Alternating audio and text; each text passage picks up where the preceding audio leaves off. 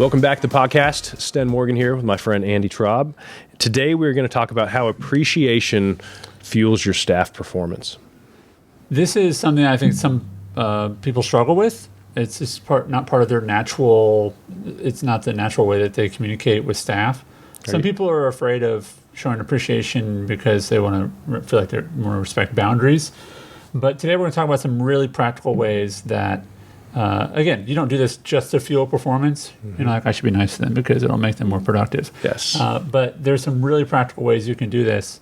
And I just feel like it's sort of a nuanced conversation that you've done a good job of in your office.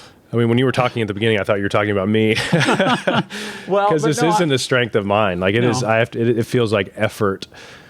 Because what I found with most advisors is we're self-motivated mostly. Right. We don't need somebody, especially if you're independent and you're just like, I'm an entrepreneur, I'm a competitor. It's winning is kind of what fuels us. Yeah. But to our detriment as a leader sometimes if we can't realize that most people are not motivated that way. Yeah. Most people do not have this internal fire that sort of regenerates itself. Like they need outside fuel, right? That's right. Yeah. So first, the premise that we work from as part of a Lead Advisor network is that we believe that you will never reach your potential, and you certainly won't reach it faster if you don't have a staff. So this begins with you have to have a staff. Because I think the ultimate goal for our advisors in our community is how do I free up my time? Because early as an advisor, money was the measure of success. Like the more money I make, that feels, the better I'm doing. What's amazing with all the entrepreneurs we work with and even all the advisors we coach, as they become successful, they realize that time is their best asset. Like it is the thing that they would trade a lot of money for to get time back. Yeah. So how do we grow a great company, make a lot of revenue, impact a lot of people, but also get time back? Yeah. And the only way you can accomplish all three of those things is if you have a team. Right. And I would say that in today's market, it's been true for a long time, but in today's market, people have a lot of options. I mean, labor is in demand, right?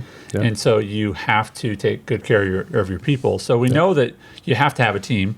But as you mentioned earlier, staff are very often motivated very differently than the owner. And what I know to be true is that staff are where owners are where they are. Advisors, you are where you are, and a lot of times because no one needed to or has to motivate you.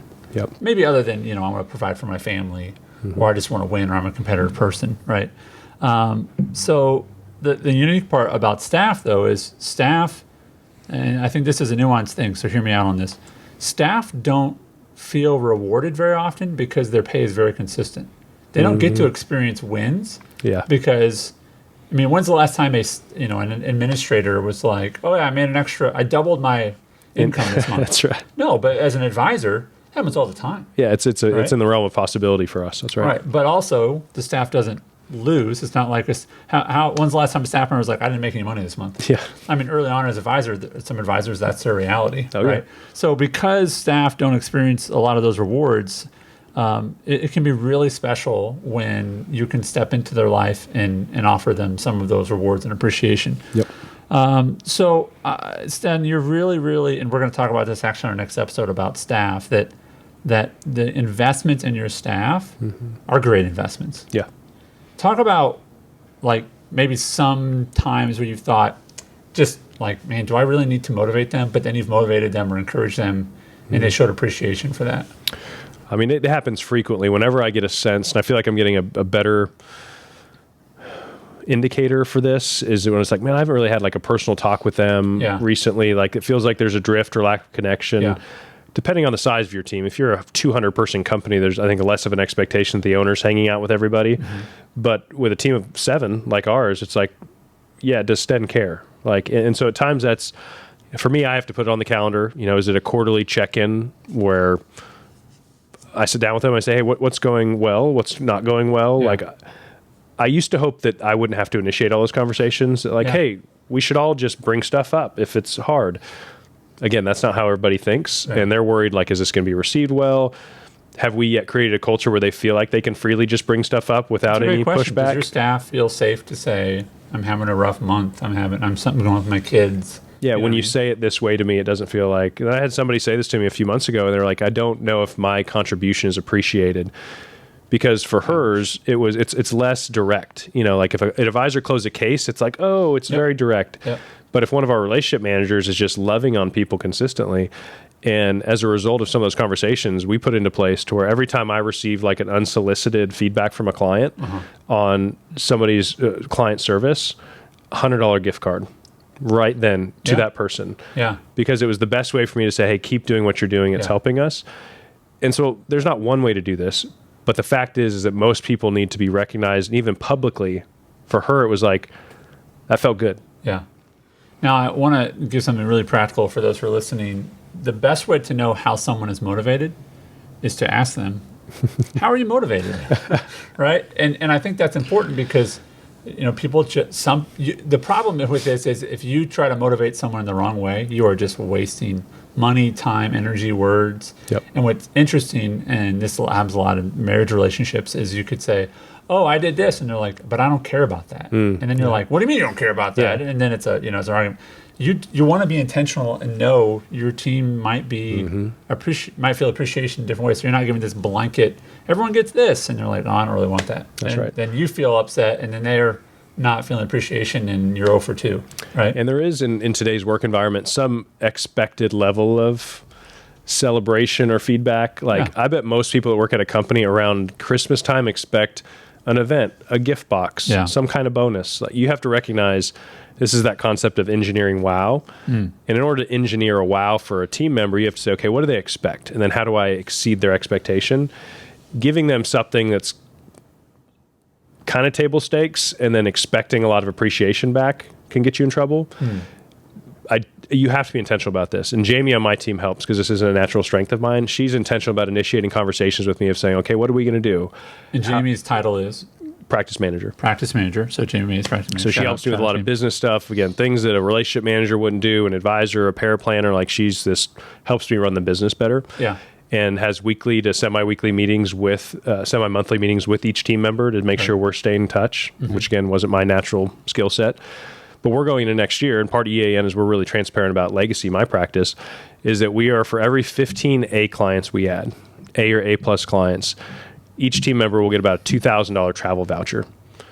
And we want them and their spouse to come up ahead of time with what that trip is going to be. And we're going to count that as a team. Hey, we hit 15 new clients, travel voucher, where are you going? And then if we hit 30 new clients that are A or A plus, another travel voucher. That is a very tangible, trackable goal that they get to participate in. Yeah. Are you going to push them? Because I feel like Chris would be like Applebee's. The practical trip? Yeah, we'll push them. We'll make them do something fun. I'm going to go to the movies and invest the rest. Exactly, yes. Yeah. Yep. So one of the nuanced part of this that I want advisors to recognize, and this is just something I've learned in, just my emotional intelligence and studying people for a long time, is that one of the fundamental problems with how we show appreciation is that usually we show appreciation in the way that we like to get appreciation the most. Yep. And that has nothing to do with the person who is receiving the appreciation. Yeah.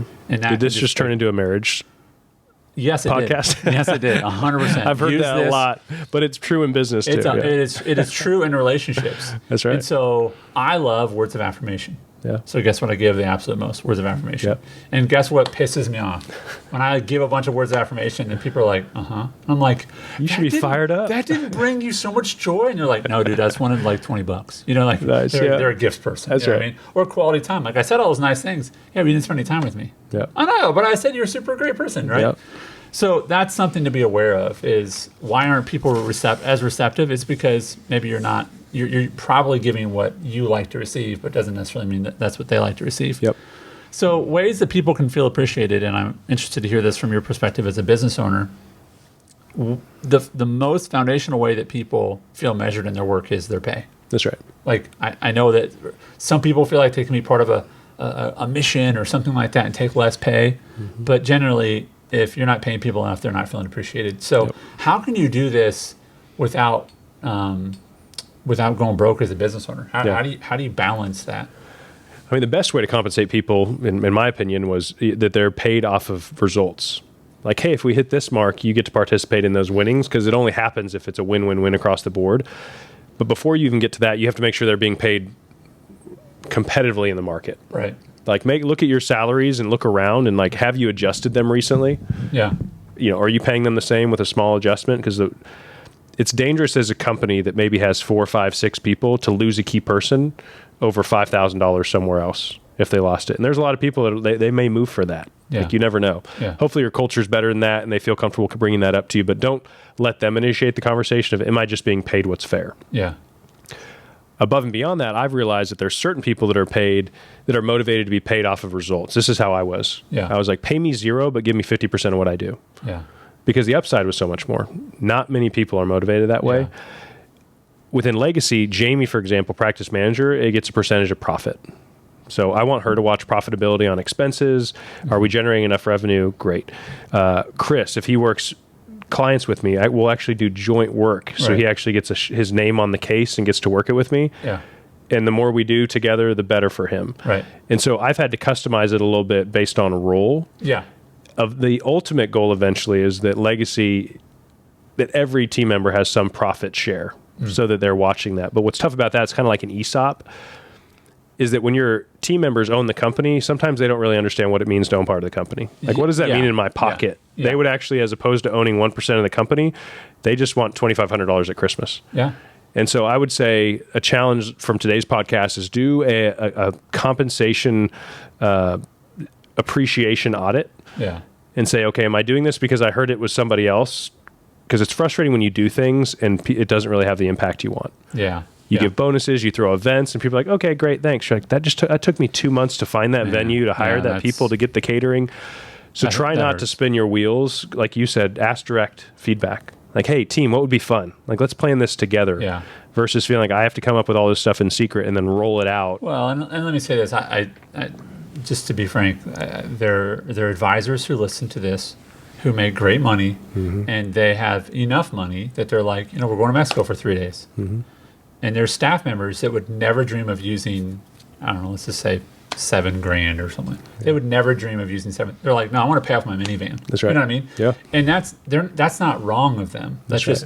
And so you have to know that, because if you're like, hey, we want to send you to Mexico, they're like, can I just use that money to pay off my van? That's you know right. what I mean? Like, and again, this is just where you have to have a conversation. And I go back to, like, I do think it's healthy to say, no, we're going to do trip vouchers because as a company, as a part of our culture, we think that you should go get away from the day-to-day. Yeah. And here's enough money to go do that. So I do think there's some space to, like, get them out of their comfort zone. Yep. But again, the worst thing is when you actually go through and you show appreciation and it doesn't land, especially when that appreciation costs a lot of money. That's right. Right. Yeah. So, and it is amazing how much you said words of affirmation earlier. I would say regardless of who you are, it may land more for other people. Yeah. Encouragement, saying, hey, you're doing a great job. That was really great. And that does not flow naturally from me. I'm like, okay, they know they did great. Maybe I said it in my mind, but it doesn't come out. Yeah. In the 2 years that I've known you, you've gotten a lot better at that. I think that's one of the parts of self-awareness is that, I mean, I had a friend once that literally for the agenda for meetings, he would have his personal agenda for the meeting. He's running it. And it would be like, number 1, ask everyone how they're doing. Or ask about weekend. Because otherwise he would just go into it. Go right into it. I mean? Oh, yeah. That was just his nature. And it's like, I would say, how was your weekend? He's like, good. I'm like, he's like, well, when are we going to get to the meeting? You know what I mean? So, yeah, you have to understand that. Words of affirmation, something very specific I want to tell you is to be specific. Yeah. Just say you're doing a great job does not land as well as, hey, I asked you to do that task and you really went above and beyond. Or, hey, I asked you to do that and you just nailed it. Like, that's exactly why I'm glad you do what you do and I'm glad I do what I do, because I could not do that. So I'm just really grateful. So it doesn't have to be even that they went above and beyond. It's like, I'm just so grateful that, like, you are willing to do that thing, because, man, I don't want to do that. And I really appreciate that. That's better than saying, hey, glad you came to work today. I mean, seriously, people will be like, hey, just good to see you today. That's not words of affirmation. That's right. Right? And in this may feel robotic or systematized to start. If it's not natural for you, like it was for me, you may have to put a reminder on your calendar on Monday morning to send a note to each person on your team as an email saying, hey, really appreciate you. Hope you have a great week. Yeah. I did last year. I wrote letters to every team member. And that was a stretch for me to sit down and be like, I'm so thankful that you were this way. Like, and maybe each one was half a page. It wasn't a lot. It felt like a lot for me, but mine was 7 pages. Really it was, dude. That. Yeah, that was easy. I had to cut it down. Tears. Yeah, that's right. No, but and I think that's a great point. Is like, oh man, I'm not that kind of person. Well, you know what kind of person needs it? It's your team. And so find a way. Just make it a task. Yeah, just because it's going to be hard, that means you have to put time on your calendar, set it aside, be intentional about it. But it's that important. Like if you want to run a healthy team, you have to flex this muscle if you don't have it. Yeah. And if you do naturally, awesome. Yeah. Like go for it, be generous, let it flow. I know for me, results come easy, getting clients, being profitable. But I'm realizing that when I was a solo advisor, get stuff done. Solo with one team, didn't have to be as intentional, but as 5, 6, 7 team members, I have to have systems in place that remind me to do a better job at that. Yeah. And so if you're feeling that way, that like this feels so foreign or I don't do anything, it can start small. Yeah. Once a month, maybe you send a note to each team member saying something. Right. Like that's a big win right there. Next one is, and by the way, words of affirmation are currently on sale. They're free. They're free. So do that, right? The next part of it, next option for showing appreciation is gifts. Some specific things I want to talk about with gifts is that I think that one of my favorite gifts to give people is try to find something they're going to use almost every single day, because they will think of you. Yeah, right. That's good. Or something they could use repeatedly. Again, there's always this sort of nuance of, like, is this crossing a boundary or a line? Is this inappropriate? Yeah, so socks with your face on it is probably maybe not a good gag gift. Oh, I'm glad I kept my receipt for that. Take them back. Those are non-refundable. But nobody else wants them. You'll enjoy them anyway. No, but I think about gifts. I think that if you could say, "Hey, here's a gift for you and your spouse." Include the spouse. That's a great point. Here's a $100 to this restaurant where you're going to spend all $100. I remember getting a gift card to Cork and Cow. Oh yeah. And I was like, oh, we'll go a couple times, and they're like, it was like a $100 gift one card. time. Yeah. They're like, no, you need to bring some cash. That's not going to. But you know what? We went and it was totally worth it. Does include the tip. But the idea of saying, hey, here's this, and here's some cash for a babysitter, and that again, I just want to call out like the elephant in the room. Like, is it going to be weird if I give my administrative assistant, who's a woman, a gift? Well, give them a gift that enables them to, have a better marriage. Yeah. Right. Yeah. And the other part of gifts is, again, when it comes to practical stuff, try to pay attention and ask them as much as you can in sort of a smooth way, like how you guys doing? Anything at home? Like, how's your house doing? Anything you guys are working on around your house? And you're like, yeah, I've been doing this, but it costs this. And we were thinking about, our umbrella broke on our patio this weekend, and then it's like, oh, bummer. Note to self, umbrella. Yeah. You know what I mean? Yeah. Or Lowe's gift card. Yeah. You're like, hey, go get that umbrella. Yeah. Like, dang. Oh, that costs you $60, and they're like mind blown. Yeah, you were listening. Right? Yeah, we've paid off a student loan for a team member. We've bought them a couch when they got into a new house, because the feeling of, hey, new house, we finally got here, but we can't afford to put anything in it. Yeah. But there's intentionality similar to clients. I think as advisors, we think about when's their anniversary, when are they retiring? Yeah. Can we take some of those skills and apply them to our team members as well? Yeah. And I would just say this, the more creative you are, that shows them like, oh, this is not like the Lowe's gift card kind of thing. They're like, you were listening, and you're willing to do that for me. That goes a long way. And again, I'm not saying that's very generous that you're doing that with your team. Yep. But it can be a $20 thing. Oh yeah. It can be a $50 thing. It doesn't have to be a bunch. The next is acts of service. Can I share a funny one real quick? Yeah, please. So I got in the rhythm with Brooke on our team that every time I would fill up like a Chipotle punch card, or there's this poke bowl place. Yeah. We'd get lunch for like surge meetings or something. Every time it was full and got to the free one, I'd give it to her. And so together we filled it, and then she got to take it. And that was just like, she's like, oh, thanks. Like, again, not a big deal, but like she enjoyed it, and it was... and it's great for her to do that. And yes, that's part of her job. Yeah. But, and let me send some pushback, because I wonder if there might be someone who's like, just do your job. I mean, some of you might be, and again, that's fine to think that, but like, why can't kids just work for their pay and whatever, That is the guy that lives in my head that says that to me every day. That's Sten, the boomer voice. My kids call me a boomer all the time. But listen, that's fine. You can think that way, but I don't think your staff's going to be very happy. Yeah. And let me just say this: I also know of staff, because we have advisors. That's advisors not in our community, because if they were, I'd chew them out. Because I know their staff member. And they are incredibly loyal. They've been working there for like 8 or 10 years. And they have told their advisor multiple times, like, all I need is words of encouragement. You don't have to give me any extra money. And if I was an advisor, I'd be like, yes, please, sign up. Absolutely. I agree with that. But they just won't do it. They just won't. And this person is only there because they are just a really loyal, kind person. Yep. You know, but just don't take that for granted that like your people, just ask them what they need. Yeah. And then follow through on that. That's right. Yeah, and I'll tell you, that kind of thing, it made me super uncomfortable.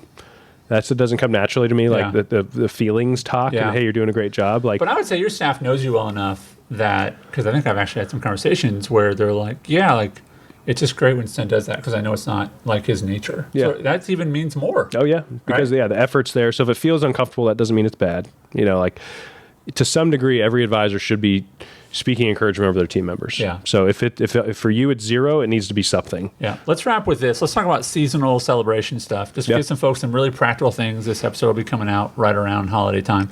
So just give some folks some really practical things. You can just run through the rest of those notes without me. What are some things and ways that you can show appreciation for your team? Last year we did a company event where we rented out kind of like a space in a hotel room for a really cool fun dinner, and then everybody. I have to interrupt you. You're like 30 seconds in. I have to interview you. You're totally underselling this. It was a super nice hotel, like really new in the heart of downtown Franklin, which is one of the coolest cities like in America. Really cool hotel that like I would have never gone to. And rented out this room, food, like 4 courses. Like I did not eat the day before because I was like, I'm going to enjoy this. You know, drinks, amazing like gift box set. Like even the box, my kids saw the box because I was like, oh, my kids are going to. Super thoughtful gifts inside. Words of appreciation for all of us. We were there for a while. And then, here's a room for you and your spouse to just get away from your kiddos. Praise the Lord. Yeah, you know what I mean? Yeah.